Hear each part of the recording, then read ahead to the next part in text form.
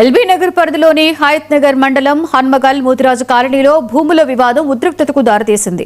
Survey number 255 class 1 భూములను ప్రభుత్వం స్వాధీనం చేసుకోవడాన్ని వ్యతిరేకిస్తూ రైతులు, ప్లాట్ల యజమానులు అఖిలపక్ష నాయకులతో కలిసి నిరసన చేపట్టారు.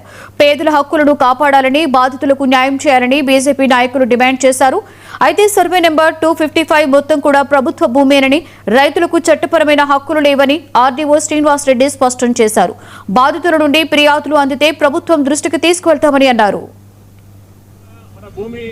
రెవెన్యూ యంత్రాంగం, పోలీస్ యంత్రాంగం వచ్చి ఈ రోజు ఇలా పొలాలు లాక్కోనికే చూస్తున్నది.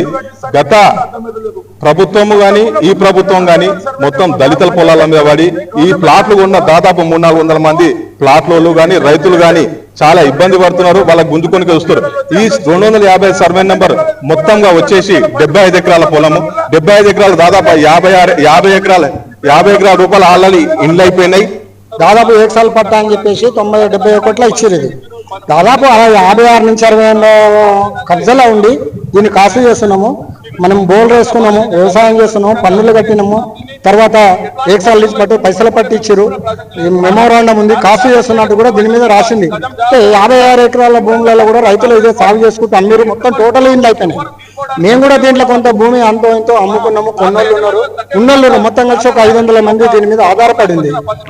కొంతమంది రైతులకు 1974లో 1 సాల్ అంటే లీజు కింద 1 సంవత్సరం కాపీ చేసుకోమని అప్పట్లో ఇవ్వడం జరిగింది. కానీ దానికి ఎలాంటి టైటిల్ కానీ లీగల్గా ఎలాంటి వాల్యూ లేదు. ఎందుకంటే దాంట్లో ఇచ్చినటువంటి సర్టిఫికేట్లో కూడా వాళ్ళు క్లియర్గా రాశారు, మీకు ఎలాంటి హక్కుదారులు ఉండే, ఓన్లీ కాస్ట్ చేసుకోమని, అది కూడా 1 సంవత్సరం వరకే కాస్ట్ చేసుకోమని ఇవ్వడం జరిగింది.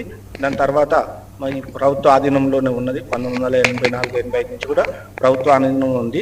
ఇప్పుడు ఉన్నటువంటి ఇక్కడ ధర్నా చేస్తున్న వాళ్ళకు ఎలాంటి లీగల్గానైతే రైట్స్ లేవు. అది పూర్తిగా ప్రభుత్వ భూమి. దీన్ని మనం ప్రభుత్వము హౌసింగ్ స్కీమ్ కింద 10 ఎకరాలు కేటాయించడం జరిగింది. దాన్ని ఇప్పుడు మేము ప్రభుత్వం